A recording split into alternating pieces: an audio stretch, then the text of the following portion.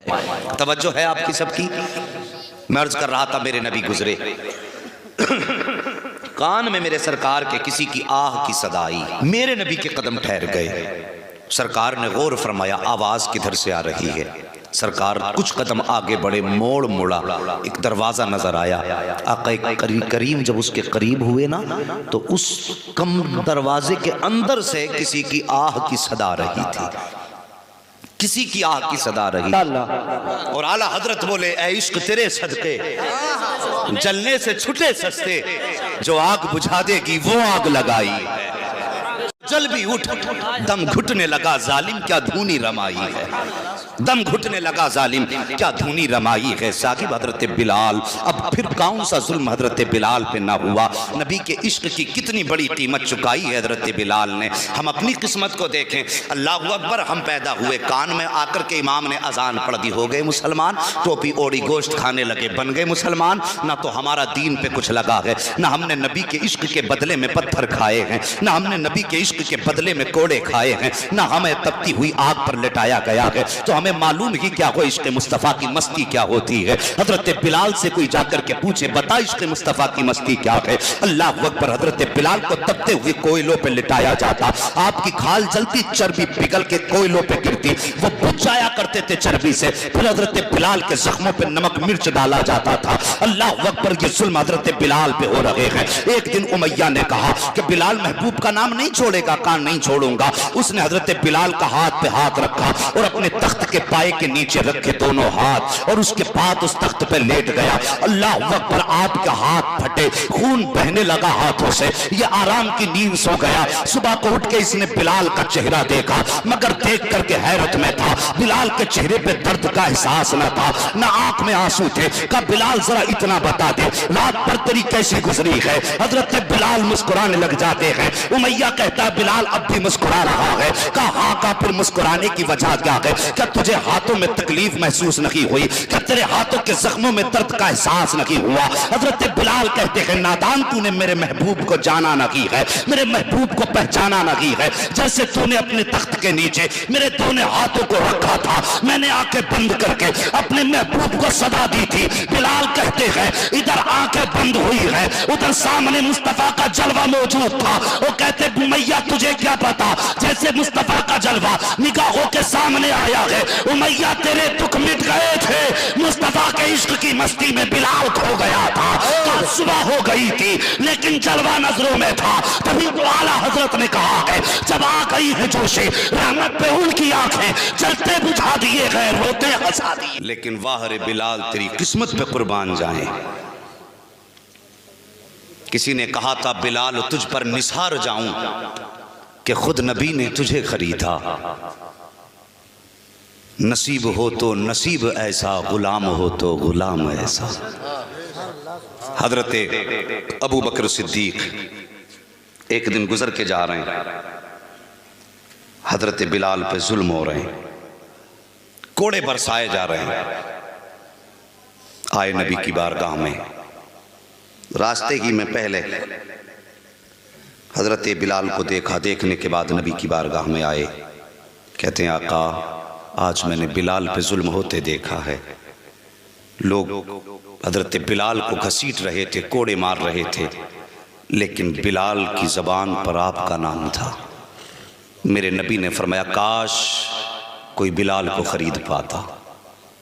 اتنا ابو بکر صدیق نے سنا، یار یار ہو تو ایسا مصطفیٰ کا، یار غار دیکھو، سبحان اللہ۔ اتنا سننا تھا، ابو بکر چلنا شروع کر دیتے ہیں۔ آقا فرماتے ہیں ابو بکر کدھر جا رہے ہو؟ کہا سرکار بلال کو خریدنے جا رہا ہوں۔ اتنی بات کہی نا بلال کو خریدنے جا رہا ہوں، نبوت کی آنکھیں برسنے لگ گئی۔ کہتے ہیں پھر ایسا کر ابو بکر میرا بھی حصہ اس میں شامل کر لینا، میرا بھی حصہ بلال کی خریداری میں شامل کر لینا۔ شاگرد ساری زندگی ہم نبی نبی کہتے رہے تو کیا ہوتا ہے؟ مزہ تو تب ہے ساری زندگی ہم یہ کہیں نبی ہمارے ہیں، کچھ نہیں ہوتا۔ مزہ تب ہے جب وہ ایک بار یہ کہہ دیں گے سب میرے ہیں، تب بات بنتی ہے۔ جب وہ کہہ دیں یہ میرے ہیں تب بات بنتی ہے، ہمارے کہنے سے کیا ہوتا ہے؟ نصیب حضرت بلال کا۔ حضرت ابو بکر صدیق کہتے ہیں آقا حصے کی بات کرتے ہیں، ابو بکر کا مال بھی آپ کا ہے، ابو بکر کی جان بھی آپ کی ہے۔ پہنچے او یار عشق پیدا کرو دلوں میں، عشق جوانوں بچوں، نبی کا عشق پیدا کرو، نبی سے زیادہ کائنات میں ہمارے لیے کچھ بھی نہیں ہے۔ حضرت ابوبکر صدیق اٹھے گئے، وہاں پہنچے جہاں پہ امیہ حضرت بلال کو مکے کے جوانوں سے پٹوا رہا تھا۔ جانے کے بعد کہتے ہیں امیہ کہا کیا؟ کہا اس غلام کو بیچو گے؟ اس نے کہا اسے کون خریدے گا؟ یہ کالا ہے، حبشی ہے، اس کے ناک نقش نگار سب بیکار ہیں، اسے کون خریدے گا؟ حضرت ابوبکر نے اتنا سنا، فرماتے ہیں اسے ابوبکر خریدے گا۔ وہ ہنسا اور ہنس کے کہا کیا قیمت دو گے؟ کہا مانگ کیا مانگنا چاہتا ہے؟ اس نے کہا 100 درہم۔ جیسی آپ نے سنا 100 درہم، فرمایا منظور ہے۔ پھر اس کے بعد وہ نے سوچا رہے یہ تو 100 میں خریدنے تیار ہے۔ امیہ نے زبان بدل دی، کہا نہیں 100 میں نہیں بیچوں گا۔ کہا پھر کتنے؟ کہا 200۔ آپ نے فرماتے منظور ہے۔ اس نے 200 کا سودا کینسل کیا، بات 500 درہم پہ آ گئی۔ حضرت ابوبکر صدیق کہتے یہ بھی منظور ہے۔ پھر 500 بھی ختم کیے، 1000 پہ سودا آ گیا، کہتا نہیں جی میں 1000 میں بیچوں گا۔ ابوبکر کہتے یہ بھی منظور ہے۔ جب اتنی بات کہی وہ کہتا نہیں میں اس کو ایسے نہیں کہا، پھر کہا مجھے اتنے اوقیہ سونا چاہیے۔ کہا وہ بھی منظور ہے۔ کہنے لگا بھی منظور؟ کہا ہاں۔ کہا ایسے نہیں بیچوں گا۔ کہا کیسے؟ کہا آپ کا جو یہ خوبصورت غلام ہے بدلے میں یہ بھی دینا پڑے گا۔ ابوبکر صدیق کہتے ہیں یہ بھی منظور ہے۔ اللہ اکبر، کالے کے بدلے میں گورا غلام دیا ہے، سونا بھی دے رہے ہیں، اور 1000 درہم حضرت ابوبکر صدیق دے رہے ہیں۔ جب بلال کا ہاتھ پکڑ کے ابوبکر چلے گئے تب امیہ نے آواز دے کے کہا تھا ابوبکر میں سمجھتا تھا کہ مکے میں کوئی تم سے سمجھدار تاجر نہیں ہے، میں سمجھتا تھا ہوشیار تاجر ہو، لیکن آج پتا چل گیا ہے کہ تم سے زیادہ بے وقوف کوئی تاجر نہیں ہے۔ آپ نے فرمایا کس لیے؟ اور اس نے کہا تھا اگر تم ہوشیار ہوتے تو اس طرح مکے کے بازار میں لٹ کے نہ جاتے۔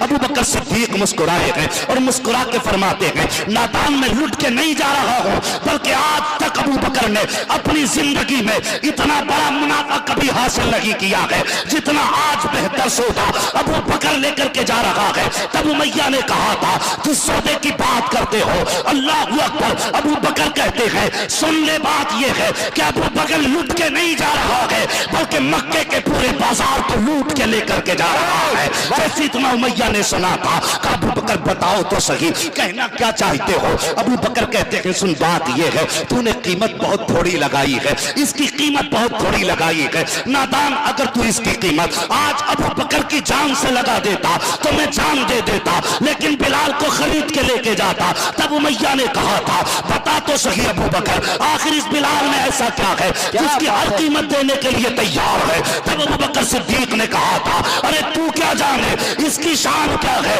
ابوبکر کہتے ہیں اس میں کچھ نہ سکی، بس اتنا سمجھ لے اس کو میرا نبی پیار کرتا ہے، اور جس سے مصطفیٰ پیار کرتے ہیں اس سے ابوبکر پیار کرتا ہے۔ نعرہ تکبیر، نعرہ رسالت۔ یار غار نے بلال کو خریدا، چلنے کی طاقت نہیں تھی حضرت بلال میں، چلنے کی طاقت نہیں تھی، کاندھے پہ اٹھایا اور مصطفیٰ کی بارگاہ میں لا کے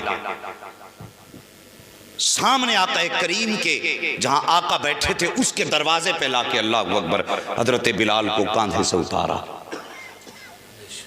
مگر حضرت بلال کی گردن جھکی تھی۔ حضرت بلال کے تصور میں یہ بات تھی کہ جو آقا ہوتے ہیں وہ غلاموں کو قریب نہیں کرتے ہیں، یہ حضرت بلال کے تصور میں بات تھی۔